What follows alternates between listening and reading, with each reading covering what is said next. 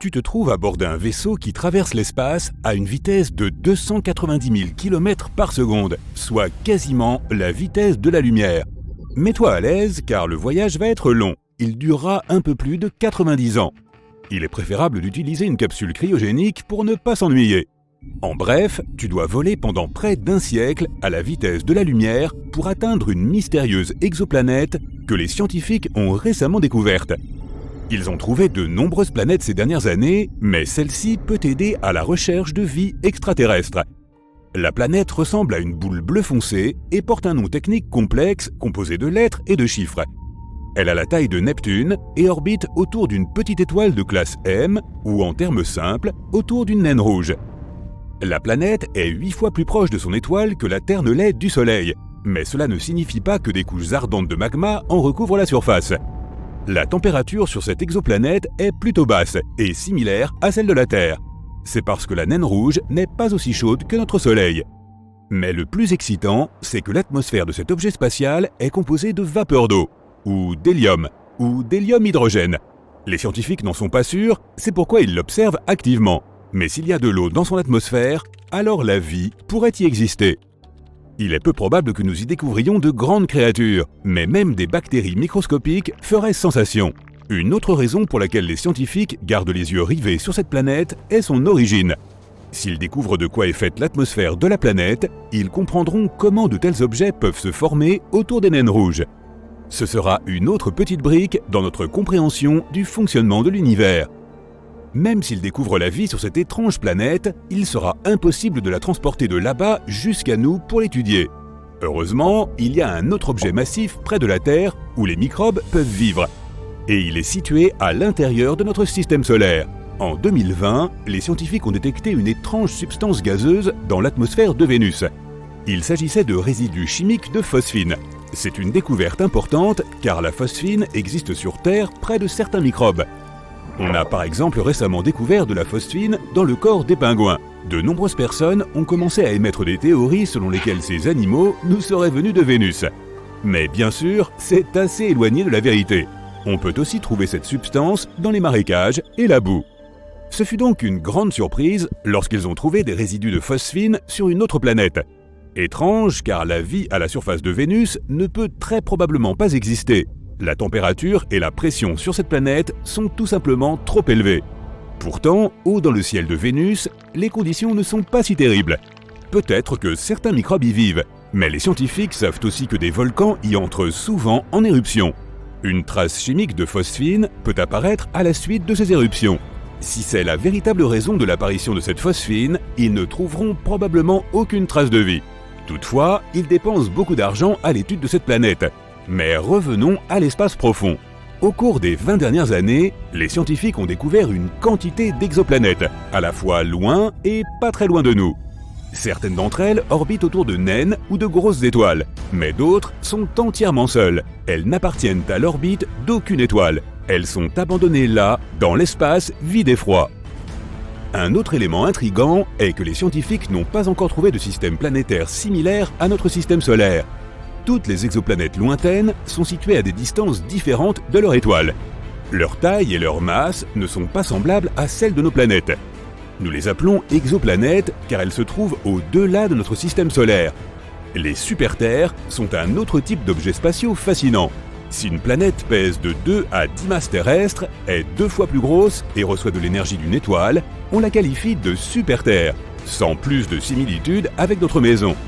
Une super-terre peut être composée de gaz, de roches, d'eau, de glace, de feu, d'acide, de verre ou de diamants. Les scientifiques n'ont pas encore trouvé de super-terre possédant des conditions idéales pour les humains. Non pas parce que toutes les planètes sont hostiles à la vie, mais parce que notre corps a évolué et s'est adapté à la Terre spécifiquement. Nous ne savons pas grand-chose des super-terres. Elles contiennent une quantité colossale d'énergie à cause de leur énorme masse. Et cette énergie est libérée.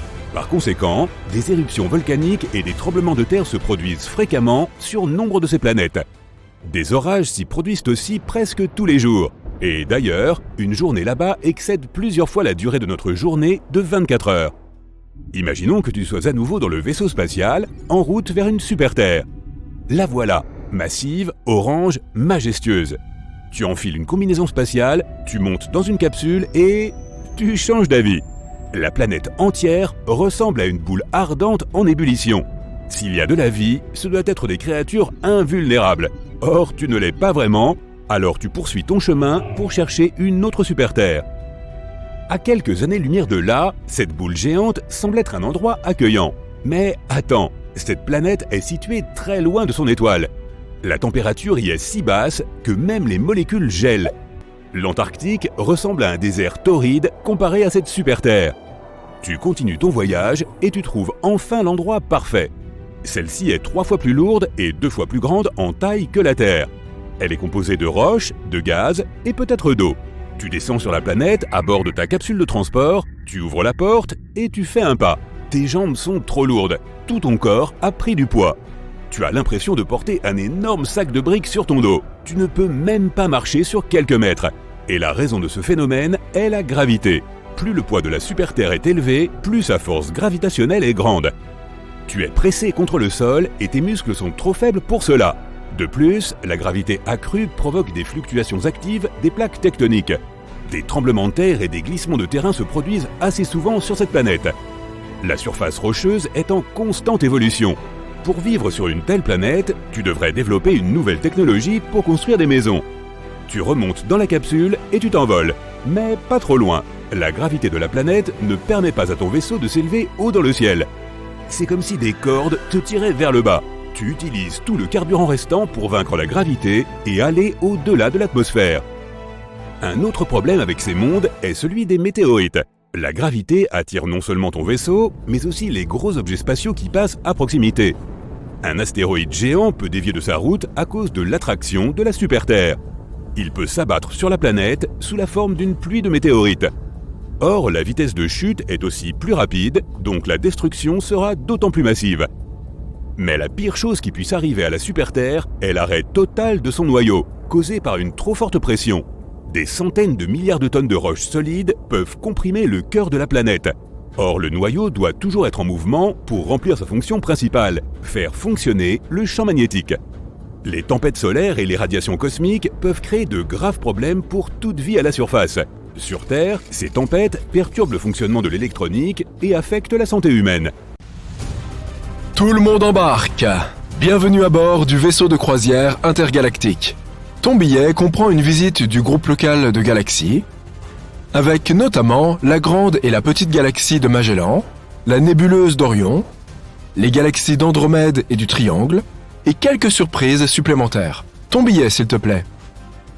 Sache que tu pourrais ressentir un léger picotement lorsque nous passerons en hyperespace. Le vaisseau et tout ce qu'il contient subit un changement de phase dimensionnelle. Il n'y a pas lieu de s'inquiéter, les picotements disparaissent rapidement. Chers passagers, nous nous dirigeons vers la latitude galactique 180 degrés, le nord, comme les terriens ont l'habitude de l'appeler. Notre premier objet de curiosité sera une intense région de formation d'étoiles, connue sous le nom de M42, la nébuleuse d'Orion. Mais d'abord, une surprise spéciale du capitaine qui ne figure pas sur l'itinéraire annoncé. La nébuleuse de la tête de cheval. Elle se trouve à bâbord, c'est-à-dire à gauche pour toi. Son nom officiel est M43. L'étoile naissante au sommet de la tête de cheval crée un fort vent solaire et déforme le nuage nébulaire. Regarde-le bien maintenant, car dans quelques milliers d'années, ces gaz seront complètement soufflés par la nébuleuse stellaire qui a donné naissance à notre Soleil. Et oui, disparu à jamais, à l'exception des gaz nébuleux capturés par Jupiter, Saturne, Uranus et Neptune. Maintenant, l'une de nos jeunes exploratrices pose une question. Que signifie le M de M42 et M43 ? Eh bien, le M signifie Messier. Il fait référence à Charles Messier, un astronome français du XVIIIe siècle. Il a publié un catalogue de 110 objets flous vus à travers l'un des premiers télescopes. La nébuleuse de la tête de cheval était le numéro 43 sur la liste. Nous verrons bien d'autres M en poursuivant notre visite. Admire plutôt, nous arrivons à la nébuleuse d'Orion. Les gaz de la nébuleuse peuvent sembler moins colorés que ce à quoi tu t'attendais. C'est parce que nous sommes habitués à voir des clichés télescopiques à longue exposition et des photos retouchées conçues pour mettre en valeur les différents gaz de la nébuleuse. Nous suggérons d'utiliser la paire de lunettes teintées qui se trouve dans ton kit de vol. si tu veux améliorer ton expérience visuelle. Et c'est parti! C'est une bonne chose que nous soyons en hyperespace. Alors que nous nous approchons de l'amas d'étoiles du trapèze au centre, l'étoile brillante Θ C envoie un vent solaire soufflant à 8 millions de km/h, qui sculpte tout ce nuage de gaz et de poussière, créant des ondes de choc qui compriment les étoiles proches. Θ C est une méga-étoile, 200 000 fois plus brillante que le Soleil. Elle deviendra une supernova dans environ 1 million d'années. L'oxygène, l'hydrogène et le soufre brillent à l'état ionisé, comme une ampoule fluorescente. L'oxygène est bleu, l'hydrogène est rouge, le soufre vert, et la poussière brille en jaune orangé. Lorsque nous sortons de la nébuleuse d'Orion et que nous nous élevons au-dessus du plan galactique, les bras en spirale de la Voie lactée deviennent visibles. Notre Soleil, que tu ne peux pas distinguer à cette hauteur au-dessus de la galaxie, se trouve dans l'éperon d'Orion, qui se trouve entre le bras extérieur de Persée et le bras intérieur du Sagittaire. Tu peux remarquer que le centre de la Voie lactée arbore une barre magnétique étincelante qui joue un rôle essentiel dans la formation des étoiles. Plus de 70% des galaxies proches comportent de telles barres magnétiques. C'est le signe d'une galaxie mature. Seulement 20% des galaxies lointaines contiennent des barres magnétiques dans leur noyau. Au fait, chers passagers, le bar à jus est maintenant ouvert. Notre serveur, H1, va prendre vos commandes. Voici la galaxie d'Andromède, loin, très loin sur le côté bâbord. Mais permets-nous d'attirer ton attention sur les nombreuses galaxies naines, plus de 40 d'entre elles, qui peuplent notre voisinage galactique. Nous nous dirigeons vers l'une d'entre elles à présent, le Grand Nuage de Magellan. GNM, pour les astronomes, est une galaxie satellite naine irrégulière de la Voie lactée, contenant environ 30 milliards d'étoiles. Elle abrite une région de formation d'étoiles dynamiques, appelée la nébuleuse de la Tarentule, que nous allons traverser sous peu. Bien sûr, s'il y a un grand nuage de Magellan, il doit y avoir un petit nuage de Magellan, PNM. Le voilà, en dessous et à gauche de son grand frère. La Voie lactée finira par ingérer les deux galaxies naines. Certains préfèrent le terme accrété, mais le résultat est le même. Si tu utilises à nouveau tes lunettes teintées, tu peux voir que le GNM a arraché une énorme quantité de gaz au PNM au cours de leur interaction gravitationnelle pendant des millions d'années. Nous nous dirigeons maintenant hors de la Voie lactée à une distance d'environ 50 km/s, c'est-à-dire 50 000 parsecs ou environ 163 000 années-lumière. Mais au fait, qu'est-ce qu'un parsec? Un parsec correspond à environ 3,26 années-lumière, sachant qu'une année-lumière correspond à environ 9,46 billions de kilomètres. Le mot parsec est une combinaison de deux mots, parallaxe et seconde. La parallaxe est le décalage qu'un objet semble opérer lorsqu'il est observé de deux points de vue différents. En regardant un objet avec ton œil gauche, puis ton œil droit, tu verras que l'objet semble se déplacer. C'est la parallaxe. Lorsqu'un objet astronomique est photographié depuis la Terre, puis à nouveau 6 mois plus tard, lorsqu'elle se trouve de l'autre côté du Soleil, le décalage est mesurable en degrés d'arc ou en minutes d'arc, en secondes d'arc et jusqu'à des millisecondes d'arc. Un parsec est une parallaxe d'une seconde d'arc, qui correspond à environ 3,26 années-lumière. Comme tu ne peux pas vraiment mesurer une année-lumière avec une règle ou un mètre à ruban, les parsecs sont un moyen scientifique d'indiquer la distance d'une étoile ou d'un objet à l'intérieur de la galaxie. Plus la parallaxe est grande, plus l'objet est proche. Plus la parallaxe est petite, plus il est éloigné. Tout droit au cœur de la nébuleuse de la Tarentule se trouve l'amas d'étoiles R136. À une distance d'une année-lumière, il y a plus de 40 étoiles, ayant chacune une masse plus de 50 fois supérieure à celle du Soleil. En comparaison, on ne trouve pas une seule autre étoile à moins de 4 années-lumière de notre étoile mère. Ce qui est une bonne chose. Tu peux observer la supernova 1987A à environ 2 heures au-dessus de toi. Une étoile géante bleue a subi une implosion de son noyau, ce qui a donné lieu à une supernova de type 2, 100 millions de fois plus brillante que le Soleil. Elle a laissé derrière elle une étoile à neutrons enveloppée de poussière et de gaz, ainsi qu'un feu d'artifice des plus spectaculaires. 1987A, dans le Grand Nuage de Magellan, est la supernova la plus proche de la Terre à s'être produite depuis l'an 1604. Elle a eu lieu au sein de la Voie lactée, à environ 20 000 années-lumière de notre planète, et on a rapporté à l'époque qu'elle avait été visible en plein jour pendant environ 2 semaines. Après que 1987A soit devenue une supernova, parce qu'il s'agissait d'une étoile géante bleue, les spéculations se sont multipliées sur le fait que l'étoile géante bleue Rigel, l'étoile du pied de la constellation d'Orion, pourrait bien devenir une supernova dans un avenir pas si lointain, à moins qu'elle n'en soit déjà là. Rigel se trouve à environ 860 années-lumière de la Terre. Donc, tout ce qui arrive à Rigel prendrait environ 860 ans avant d'être observé sur Terre.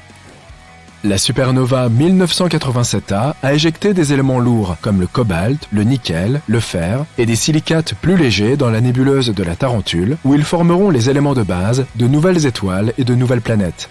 Notre serveur propose à présent des collations sur le thème de l'espace. Pour les enfants, nous recommandons la barbe à papa façon Jupiter.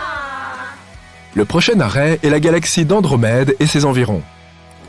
Remarque son halo, alors que nous laissons derrière nous la Voie lactée et ses 300 milliards d'étoiles. Pas moins de 150 amas globulaires résident dans ce halo galactique. Ils gravitent autour du disque et contiennent certaines des plus vieilles étoiles de l'univers. La façon dont elles sont arrivées ici, dans notre galaxie natale, fait l'objet d'études poussées. Tu remarqueras NGC 6822, une galaxie naine irrégulière à tribord. NGC fait référence au nouveau catalogue général des objets astronomiques. Savais-tu que les humains sont des créatures de l'espace? Tu es né dans l'espace. Et oui, même moi je suis né dans l'espace. Nous sommes tous nés dans l'espace. Mais pour que nous autres humains soyons ici sur Terre, il a fallu réunir tant de conditions qu'il était hautement improbable que nous puissions un jour exister. Mais pourtant, nous existons. Tout d'abord, et comme toutes les autres créatures de l'espace qui existent peut-être, il fallait que nous fassions notre apparition sur une planète en orbite autour d'une étoile jaune, pas une étoile rouge ni une étoile bleue. Pas une étoile bleue car elle se consume trop rapidement, en quelques millions d'années, et l'évolution n'aurait pas suffisamment de temps pour opérer et produire des êtres intelligents. Les étoiles bleues ont aussi une fâcheuse tendance à grossir et à devenir rouges, quand elles s'effondrent et explosent. Il est donc très improbable qu'une civilisation puisse se développer autour d'une étoile bleue.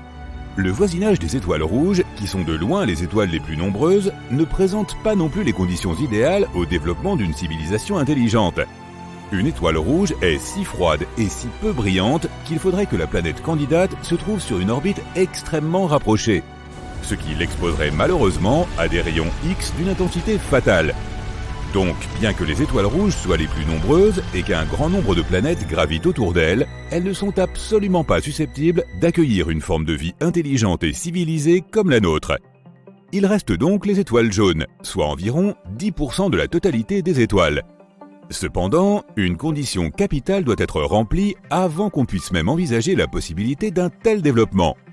Il faut encore que l'astre soit une étoile de 3e génération.